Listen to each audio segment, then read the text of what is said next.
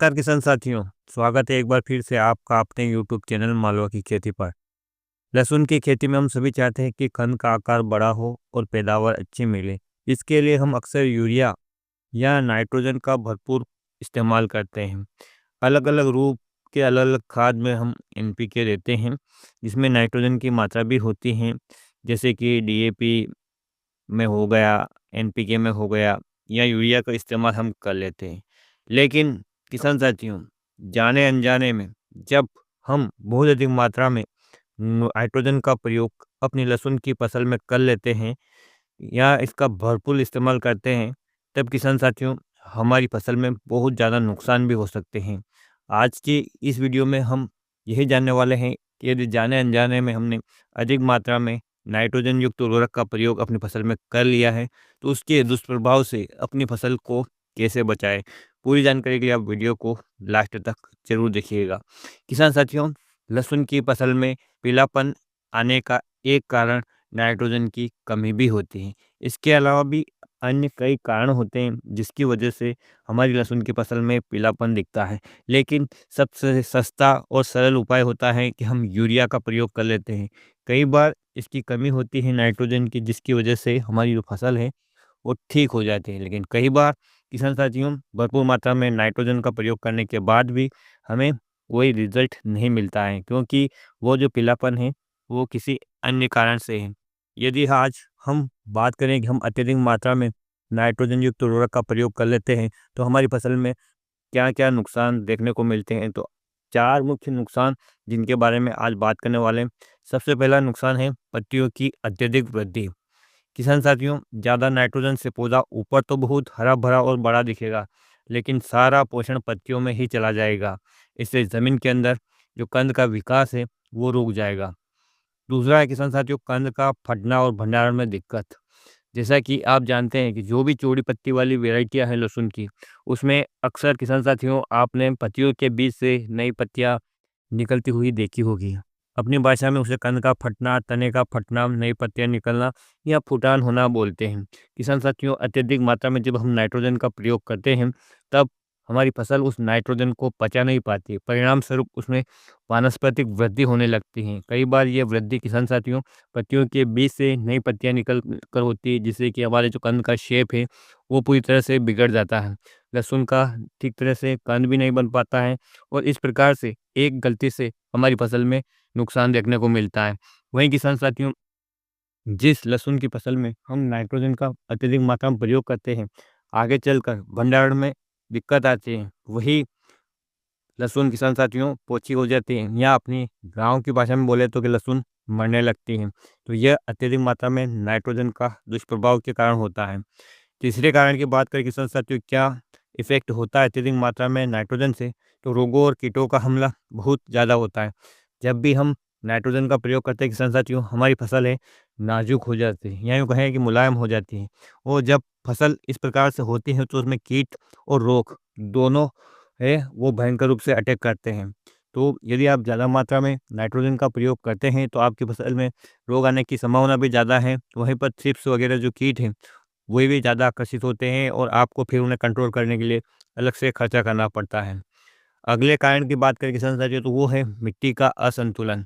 यानी जब आप अत्यधिक मात्रा में नाइट्रोजन का प्रयोग करते हैं तो किसान साथियों हमारी फसल है वो पोटास और फास्फोरस कम लेने लगती है। परिणाम स्वरूप न तो पौधे की प्रतिरोधक क्षमता रहती है, न ही सही तरीके से जड़ों का विकास होता है। फसल केवल ऊपर की ओर बढ़ती है, जिससे कि हमारी मिट्टी भी खराब होती है, हमारी लागत भी बढ़ती है और फसल में भी नुकसान होता है। अब नाइट्रोजन के प्रयोग को कैसे रोकें और संतुलित करें इसके बारे में बात करें किसान साथियों, तो यदि हमसे गलती से ज़्यादा नाइट्रोजन हमारे खेत में चला गया है तो इसे कैसे मेंटेन करना है, इसको क्या उपयोग करना है कि हमारी फसल इसको बचा सके। इसी विषय पे ये ध्यान रखते हुए कुछ बातें यदि हम अमल में लाते हैं तो हमारी फसल है वो रिकवर होने की पूरी क्षमता रखती है। ध्यान रखें लहसुन की फसल में 60 से 70 दिनों के बाद आप यूरिया या नाइट्रोजन युक्त खादों का प्रयोग बंद कर दें। कंद बनते समय नाइट्रोजन की ज़रूरत नहीं होती है। यदि आपसे अत्यधिक मात्रा में किसान साथियों नाइट्रोजन आपके खेत में चला गया है तो आप यहाँ पर पोटास का प्रयोग बढ़ाएं, जिससे कि किसान साथियों उसे बैलेंस होगा और जो पोटास है वो कंद को मजबूती देता है।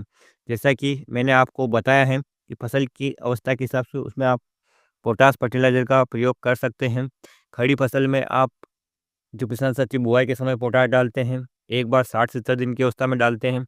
लेकिन इसके बाद किसान साथियों आप जो इसके लिक्विड रूप है या वाटर सोल्यूबल रूप है, इनका प्रयोग कीजिए। तो अत्यधिक मात्रा में यदि नाइट्रोजन चला गया है तो इसका जो दुष्प्रभाव है वो भी कम होगा। वहीं पर किसान साथियों यहाँ कैल्शियम और बोरान का भी आप प्रयोग बढ़ाइए, जिससे कि लहसुन की चमक और मजबूती के लिए कैल्शियम नाइट्रेट का प्रयोग करें, लेकिन बहुत ही सावधानी से करें और सीमित मात्रा में करें, क्योंकि इसमें भी नाइट्रोजन आता है। चाहे तो आप कैल्शियम को जो सिलेटेड रूप में आता है उसको भी प्रयोग कर सकते हैं और उसका स्प्रे भी कर सकते हैं। कैसे भी करके हमें अपनी फसल में कैल्शियम की पूर्ति करना है, जिससे कि नाइट्रोजन का जो दुष्प्रभाव है वो थोड़ा कम हो। वहीं पर किसान साथियों खेत में पानी का जमाव ना होने दें। बार-बार इरिगेशन आप नहीं करें, हल्की सिंचाई करें, केवल नमी मेंटेन रखें। अत्यधिक मात्रा में भारी क्यारियाँ भर-भर के सिंचाई आप ना करें। इसके अलावा भी हमारे कुछ किसान मित्रों ने कमेंट के ज़रिए हमें बताया था कि जो महाराष्ट्र के किसान से हैं, उनसे उनका संपर्क है और जब वहाँ इस प्रकार से नाइट्रोजन अत्यधिक मात्रा में हो जाता है, तो पत्तियाँ किसान साथियों काफ़ी लंबी होने लगती हैं। और उन्होंने एक जो सुझाव उनसे पूछा था कि फिर आप कैसे कंट्रोल करते हैं, तो उन्होंने कमेंट में बताया है, आप यहाँ पर पढ़ सकते हैं। उनके अनुसार आप ज़मीन में मैग्नीशियम और पोटेशियम की मात्रा बढ़ाइए। साथ ही किसान साथियों जो एक प्रकार का फंगिसाइड भी है और एक प्रकार से जो पीजीआर का काम भी करता है, प्रोपिकोनाज़ोल, जिसका टिल्ट के नाम से आप जानते हैं, ये एक फंगिसाइड है और वास्तव में इससे हाइट भी मेंटेन होती है। तो इसका प्रयोग भी आप कर सकते हैं बिना किसी नुकसान के। लेकिन किसान साथियों फिर भी मैं आपसे कहना चाहूँगा कि किसी भी प्रकार की कोई भी दवाई खाद डालें आप, तो एक बार कृषि सलाहकार से सलाह अवश्य लें, उसके बाद ही आप अमल में लाएँ। या आप अपने खेत के थोड़े से टुकड़े में इनको प्रयोग करें, रिज़ल्ट अच्छा मिले तो ही उसे पूरे प्लॉट में अप्लाई करें। इस प्रकार से किसान साथियों हमें कुछ सावधानियाँ रखनी है। नाइट्रोजन का प्रयोग अत्यधिक मात्रा में नहीं करना है। किस खाद को हम डाल रहे हैं उसमें नाइट्रोजन की मात्रा कितनी है, इस बात का ध्यान रखते हुए हमें अपनी फसल में वांछित नाइट्रोजन की मात्रा या अपने खेत में वांछित नाइट्रोजन की मात्रा ही देना है। आप नाइट्रोजन को देकर बेफ़िक्र हो जाते हैं कि फसल की जो बढ़वार है वो अच्छी होती है, चमक है, वो आपको फसल हरी तो दिखती है, लेकिन किसान साथियों वो केवल ऊपर-ऊपर, क्योंकि हमारी फसल यहाँ पर घास वाली नहीं है कि हमें उसकी कटिंग करके पशुओं को खिलाना है। हमारी फसल कण वाली है, तो उसके कण का विकास तभी होगा जब पौधे की सीमित वृद्धि होगी, उसकी जो ऊर्जा है ज़्यादा हाइट बढ़ाने में या उसको फैलने में खर्च नहीं होगी, बल्कि कंद की ओर डाइवर्ट होगी। तभी हमारे कंद का साइज़ है वो सही तरीके से रहेगा, मजबूत रहेगा, स्वस्थ रहेगा, कठोर रहेगा। तो इस प्रकार से यदि आपने अत्यधिक मात्रा में नाइट्रोजन का प्रयोग कर लिया है, तो ये जो कुछ बातें बताई हैं मैंने आपको, इनमें ध्यान रखते हुए इन कार्यों को करें, तो निश्चित रूप से नाइट्रोजन की अधिकता से जो दुष्प्रभाव हुए वो कम होंगे और आपकी फसल अच्छी होगी। उम्मीद करता हूँ कि ये जानकारी आपको अच्छी लगी होगी और यदि ये जानकारी अच्छी लगी तो वीडियो को लाइक ज़रूर कीजिएगा और अन्य किसान साथियों के साथ इसे शेयर ज़रूर कीजिएगा। फिर मिलेंगे एक नए वीडियो में एक नई जानकारी के साथ, तब तक के लिए जय हिंद, जय जवान, जय किसान।